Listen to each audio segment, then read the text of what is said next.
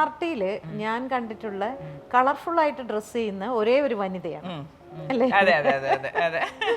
അച്ഛൻ അതിനെ കുറിച്ച് വല്ലതും പറഞ്ഞിട്ടുണ്ട്? ഇല്ല അച്ഛന് എല്ലാവരും കവർ കൊടുക്കുക എന്നുള്ളതാണ് അല്ലേ? ഞാനും പൊതുവെ കോട്ടൺ സാരികളാണ് പാർട്ടി മീറ്റിങ്ങുകൾക്കൊക്കെ പോകുമ്പോൾ കൊടുക്കുക. പക്ഷെ അതിൽ തന്നെ എനിക്ക് നന്നായിട്ട് സെലക്ട് ചെയ്യാനറിയാം. അതെൻ്റെ അച്ഛൻ്റെ ക്വാളിറ്റി ആട്ടെ. അച്ഛൻ നന്നായിട്ട് ഡ്രസ്സുകൾ സെലക്ട് ചെയ്യുന്ന ആളായിരുന്നു.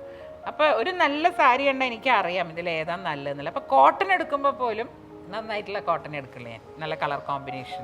അപ്പോൾ എല്ലാവരും പറയും ആ കോട്ടൺ എടുത്ത് വന്നാൽ പോലും ഭയങ്കര വ്യത്യാസമാണെന്ന് പറയും. അപ്പോൾ പൊതുവെ കളറുകളോട് എനിക്ക് നിറങ്ങളോട് ഭയങ്കര ഇഷ്ടമുള്ള ഒരാളാണ് ഞാൻ. ജീവിതം തന്നെ കളർഫുള്ളാക്കുന്ന ഒരു കക്ഷിയാണ്.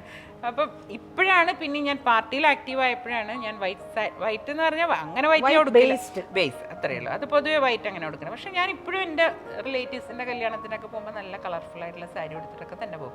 കാരണം അതിനിപ്പോൾ ആരും ക്രിട്ടിസൈസ് ചെയ്താൽ അത് കാലം മാറി. കാരണം പണ്ടത്തെ കാലമൊന്നുമല്ല. ഞാൻ പറയും ഇന്നിപ്പോൾ ഡൽഹി, ഇപ്പം നമ്മൾ ഡൽഹി പൊളിറ്റിക്സ് ഒക്കെ എടുക്കുക, ആരെങ്കിലും വെള്ള സാരി ഉടുക്കി എന്ത് കേരളത്തിൽ മാത്രം എന്താണെന്ന് ചോദിക്കും ഞാനിങ്ങനെ. ഖാദി തന്നെ നല്ല സാരികളുണ്ട്, എന്തിനീ വെള്ള സാരി ഉടുക്കണം? ഖാദി ഉടുക്കണം എന്നല്ലേ പറഞ്ഞിട്ടുള്ളൂ. ഞാൻ എത്രയോ ഖാദി സാരി ഉടുത്തിട്ട് പോണ ആളാണ്. പക്ഷെ ആർക്കും അത് ഖാദിയാന്ന് പോലും മനസ്സിലാവില്ല. അത് അത്ര കളർഫുൾ ആയിരിക്കും.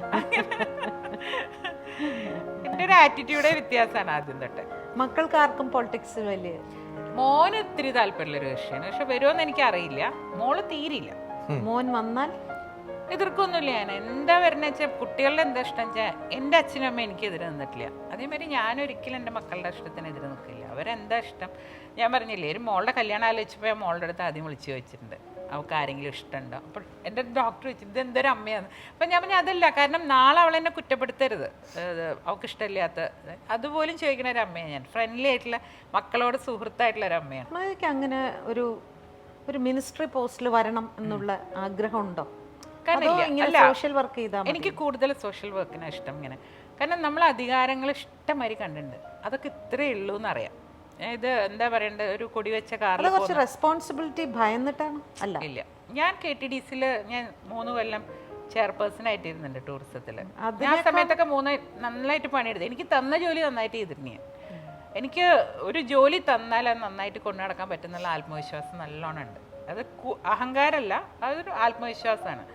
പക്ഷെ അതിനേക്കാളും കൂടുതൽ ഇഷ്ടം എനിക്ക് ഇങ്ങനെയൊക്കെ പാർട്ടിക്കാരെ, കാരണം കുട്ടിക്കാലം തൊട്ട് ഇവരെ കണ്ട് എനിക്ക് അവരോടൊക്കെ ഇഷ്ടമാണ് സത്യം പറയുകയാണെങ്കിൽ. അവരായിട്ടൊരു ഞാൻ പറയും എനിക്ക് സിനിമാക്കാരെ കണ്ടില്ലെങ്കിൽ സമാധാനം ഇല്ല. അത് തന്നെയാണ് എൻ്റെ കാര്യം. എനിക്ക് ഇവരെ കണ്ടില്ലെങ്കിൽ, കാരണം ചെറുപ്പം തൊട്ട് ഇവരെയല്ലേ കാണുന്നത്. പിന്നെ അവരൊരു സ്നേഹം എന്തൊക്കെ പറഞ്ഞാലും എവിടെ ചെല്ലുമ്പോൾ ഞങ്ങൾ പണ്ട് ചെയ്യാറുള്ളത് ഔട്ട് ഓഫ് ഇതാണ്. ഞങ്ങൾ പണ്ട് ഇത് ഭാഗ്യലക്ഷ്മിയാണ് ഡബ് എന്ന് പറയും, നല്ല ശബ്ദം കേൾക്കുമ്പോൾ. സൗണ്ടിന്റെ എപ്പോഴും ഞങ്ങൾ പറയും കേൾക്കുമ്പോ മനസ്സിലാവും നമുക്ക് പെട്ടെന്ന് ഇന്ന ആളാണെന്ന്. അത് മിക്കവാറും എല്ലാ ഹിറ്റ് മൂവിയുടെ പുറകിലുണ്ടാവും. വല്ലാത്തൊരു ജോലി കേട്ടോ. അത് ശരിയാട്ടോ. ഞാനിങ്ങനെ ഒരിക്കൽ ഞാൻ സീരിയൽ കുറേ എടുത്തിട്ടുണ്ട്, 5-6 സീരിയൽ. അപ്പം ഞാൻ ചുമ്മാ ഒരു ദിവസം ഡബിങ്ങിന് എന്താണെന്ന് ഞാൻ പറയാം, എന്നെ കൊണ്ട് പറ്റാത്തൊരു കാര്യമാട്ടോ. നമുക്ക് ചില കാര്യങ്ങൾ പറ്റില്ല. ഇത് ഈ ഡബിങ് ആണ്. ഭഗവാനെ ഡബിങ് ചെയ്യുന്നവരെ സമ്മതിച്ചു കൊടുത്തു ഞാൻ. നമുക്കൊരിക്കലും ആ ലിപ് മൂവ്മെന്റ് അനുസരിച്ച് അല്ലെങ്കിൽ ആ ട്രാക്കിലേക്ക് വീഴണം നമ്മൾ. സിനിമയില് കുറച്ച് കളിയാക്കലുകളൊക്കെ വരില്ലേ, അച്ഛന്റെ ക്യാരക്ടറോ അല്ലെങ്കിൽ പത്മതിയുടെ ക്യാരക്ടറൊക്കെ ചില സിനിമയിൽ വന്നിട്ടുണ്ടല്ലോ. അതൊക്കെ അത് ഈസി ആയിട്ട് എടുക്കും. ചിലപ്പോ തമാശക്ക് പറയും എന്തായാലും എന്നെ കൊണ്ട് അവർക്കൊന്നും ജോലി കൊടുക്കാൻ പറ്റില്ല, എന്നെ കൊണ്ട് അവരൊക്കെ ജീവിക്കണ്ടല്ലോ, അങ്ങനെങ്കിലും ഗുണം കിട്ടട്ടെ എന്നെ കൊണ്ടെന്ന് പറയും. എനിക്ക് ഓർമ്മയുണ്ട് ആ ആക്സിഡന്റ് ആയ സമയത്ത് അച്ഛനെ നീന്തുന്ന ആ സിനിമയില് ഒരു ക്യാരക്ടർ ഞാൻ പറഞ്ഞു. പല മിമിക്രി ആർട്ടിസ്റ്റ് അവിടെ അച്ഛനെ കാണാൻ വേണ്ടി വരും. അപ്പോൾ അവർക്ക് ഭയങ്കര പേടി അച്ഛനെ പോയി കാണാനായിട്ട്. അപ്പോൾ ഇവരെ വിളിക്കും, പറയൂ താൻ കാണിക്കുന്ന കണ്ടിട്ടാണ് ഞാൻ എൻ്റെ സ്റ്റൈൽ ഒന്നും കൂടി നന്നാക്കിയത്. അങ്ങനെ പോസിറ്റീവായിട്ട് എടുക്കുന്ന ആളാണ്. അവർക്കൊക്കെ കോട്ടയം നസീർ ഒക്കെ ഭയങ്കര കാര്യമായിരുന്നു അച്ഛന്. ഏറ്റവും കൂടുതൽ നിന്നാൽ കോട്ടയം നസീർ ആണ് അച്ഛനെ ഏറ്റവും കൂടുതൽ തമാശയാക്കിയിട്ടുള്ളത്. അത് ഭയങ്കരമായിട്ട് അച്ഛൻ എൻജോയ് ചെയ്തിരുന്നു. ഒരു അച്ഛൻ പറയണത് എന്താ അറിയോ, ഒരു പൊളിറ്റീഷ്യൻ അല്ലെങ്കിൽ ഒരാൾക്ക് ഫേമസ് ഒന്നിക്കും നല്ലത് പറയാം, ചീത്ത പക്ഷെ അയാളെ പറ്റി പറഞ്ഞുകൊണ്ടിരിക്കണം.